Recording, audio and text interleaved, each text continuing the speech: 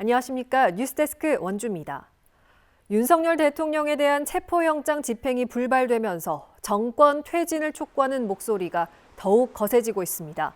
윤석열 정권 퇴진 원주운동본부는 일요일 오후 의료원 사거리 집회 외에도 평일 저녁 원주시청 사거리에서 피켓 선전전을 진행했고, 횡성촛불연대도 횡성 만세공원 수요일 집회를 다시 연 뒤 유상범 의원 사무실 앞까지 행진했습니다. 이들은 윤 대통령 체포영장의 신속 집행과 함께 유상범 의원 등 지역 국회의원들이 윤 대통령 비호를 중단할 것을 촉구하고 있습니다. 강원도의 한 출연기관이 관계기관 회의를 가짜로 만들어 회의 비용을 직원 회식에 사용한 사실이 내부 고발로 드러났습니다. 허위 공문서를 작성해 문제가 된 직원은 최근 정규직으로 전환됐는데 채용 비리라는 지적까지 나오고 있습니다. 권기만 기자가 취재했습니다.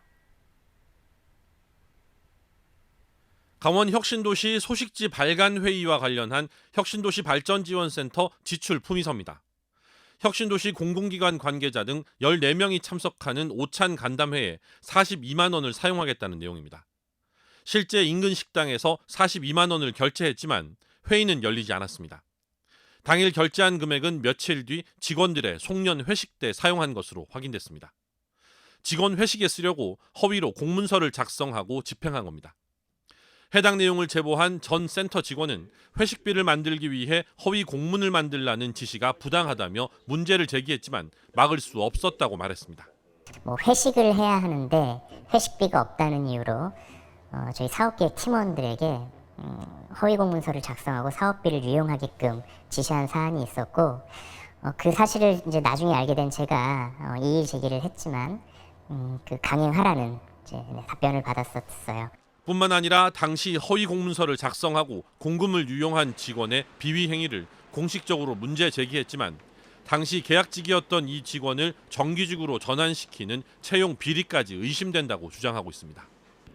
허위 공문서 작성 등 일부 혐의가 사실로 확인됨에 따라 강원도는 현장 감사를 실시하고 강원도 감사위원회에 감사를 의뢰한 상태입니다. 제보자는 센터 직원 13명 가운데 5명이 1년 임기의 파견직 공무원들이다 보니 전문성이 떨어질 뿐만 아니라 공직자로서 갖춰야 할 윤리의식마저 무너지고 있다고 지적했습니다. 도의 직접적인 감시를 받지 않고 있어서 그런지 그냥 본인들 입맛대로 그렇게 이제 센터를 운영하다가 또 1년 후에 그냥 복귀를 하고 이런 일들이 한 5년 동안 계속 반복이 되었죠. 문제가 되는 부분이 일부 있다고 판단하고 있고, 그 부분에 대해서는 도와 협력해가지고 정상화되도록 노력할 것이고요. 그리고 앞으로 국비 확보 등을 통해서 센터가 좀 더 확장적으로 일할 수 있도록 혁신도시 조성의 효과를 확산시키고 공공기관과 지역사회의 시너지를 이끌어내는 센터 출범의 본래 목적을 실현하기 위해서는 내부적 쇄신이 먼저 필요해 보입니다. MBC 뉴스 권기만입니다. 강원도 교육청이 고등학교 1학년 학생들에게 연간 20만 원의 진로활동 지원금을 지급하기로 했습니다. 이에 앞서 원주시도 초등학생들의 예체능 학원비를 매달 10만 원씩 지원하고 있는데요. 선출직들의 현금성 지원 공약 사업, 이대로 괜찮을까요? 윤하은 기자가 취재했습니다. 지난 2023년 7월 시작된 원주시 꿈이룬 바우처 지원 사업. 지역 초등학생들의 예체능 학원비를 매달 10만 원씩 지원하는 것으로 지난해 집행된 예산만 193억 4천만 원에 달합니다. 가계 부담을 줄여주고 초등학생들에게 예체능 교육 기회를 열어주자는 좋은 취지의 사업이지만 부작용도 만만치 않습니다. 사교육비를 인상시키는 효과를 거뒀어요. 부정한 수급의 사례들이 상당히 많고, 또 이제 농촌 지역에 그런 예체능 학원이 없는 지역의 아이들은 실제 그림의 떡일 수밖에 없는 게 현실이거든요. 이런 가운데 강원도 교육청도 비슷한 현금성 지원 사업을 시작합니다. 25억 원의 예산을 들여 오는 5월부터 고등학교 1학년 학생들에게 연간 20만 원의 진로활동 지원금을 지급합니다. 학생들은 바우처 카드로 진로 탐색과 활동에 필요한 물품 구입과 자기 개발 비용을 쓸 수 있습니다. 앞서 비슷한 정책을 시행한 전북교육청 등에서 일명 카드깡 또는 되팔기 등 부작용이 확인됐지만 이를 막을 뾰족한 대책은 없고 강원도 내 업체에서만 사용할 수 있고 온라인 구매는 제한한다는 내용만 있습니다. 교육감 공약 사업이라고 성급하게 추진되는 것 아니냐는 비판이 나오고 있습니다.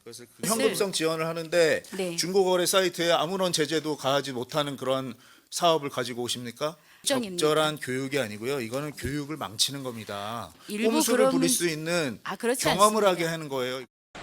무엇보다 지원금이 지급된 이후 그 성과의 인과관계가 뚜렷하지 않고 입맛에 맞게 자의적으로 해석될 수도 있습니다.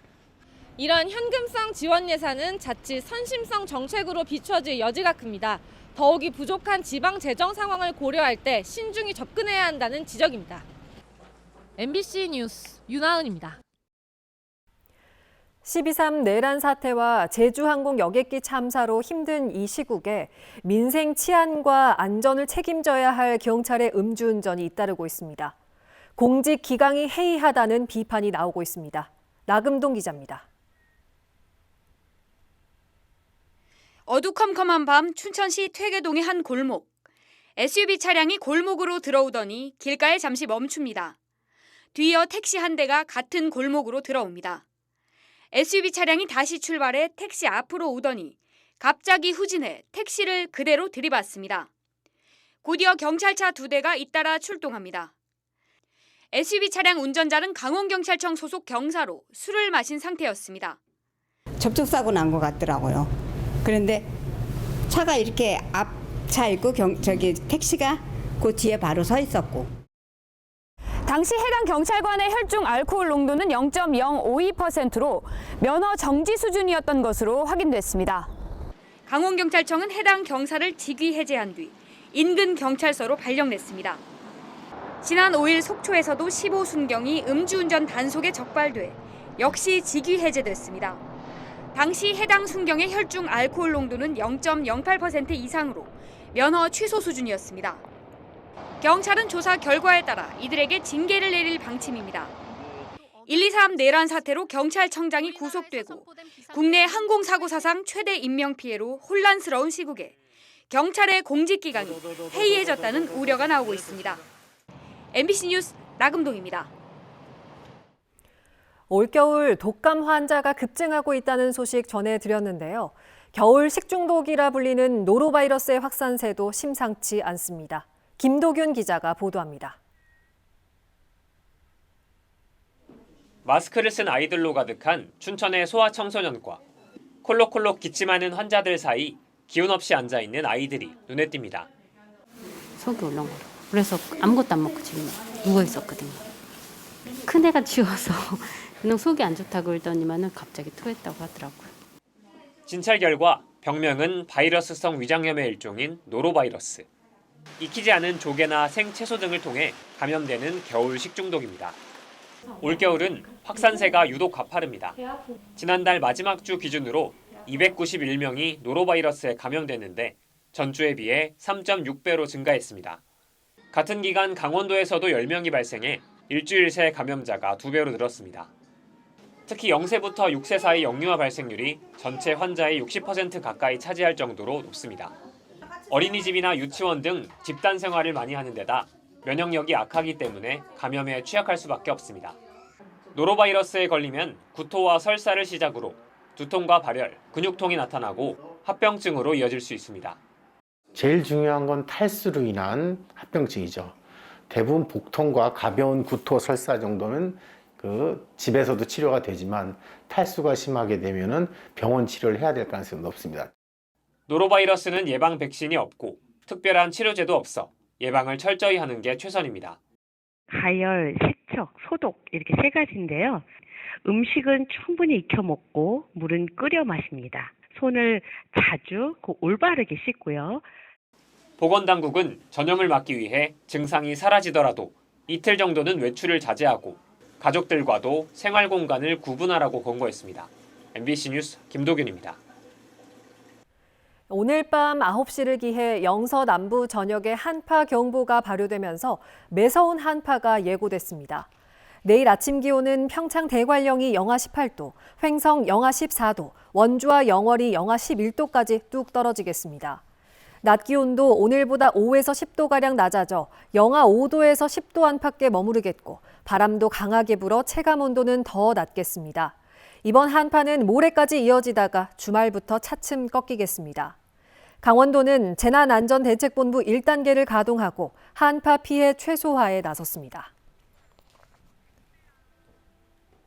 부정청탁금지법 위반과 뇌물수수, 강제추행 혐의로 지난 2일에 구속된 김진아 양양군수가 오늘 구속 기소됐습니다. 강원경찰청 반부패경제범죄수사대는 민원인을 상대로 금품을 받고 부적절한 행동을 하는 등 각종 비위 혐의를 받는 김진아 군수를 구속 상태로 검찰에 송치했다고 밝혔습니다. 김 군수의 혐의와 관련해 해당 민원인도 뇌물공여와 성폭력범죄처벌특례법상 촬영물을 이용해 협박한 혐의로 구속 송치됐습니다. 성비위 관련 영상과 사진을 이용해 민원인과 함께 김 군수를 협박한 혐의를 받는 박봉균 양양군 의원은 불구속 상태로 검찰에 송치됐습니다. 다음은 희망 2025 나눔 캠페인에 성금을 보내주신 분들입니다.